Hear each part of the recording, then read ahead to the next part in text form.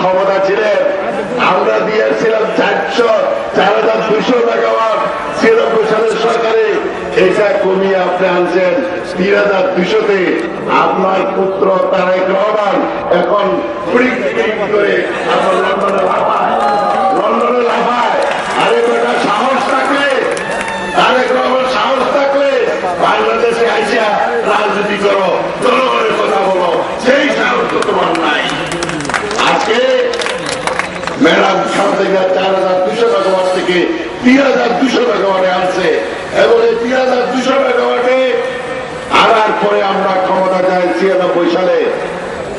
আমরা কুইকেন্টেল পদ্ধতি হোক, যে পদ্ধতি হোক, আমরা ইতিমধ্যে 14,000 মেগাওয়াটে আমরা রূপান্তর করছি বাংলাদেশে।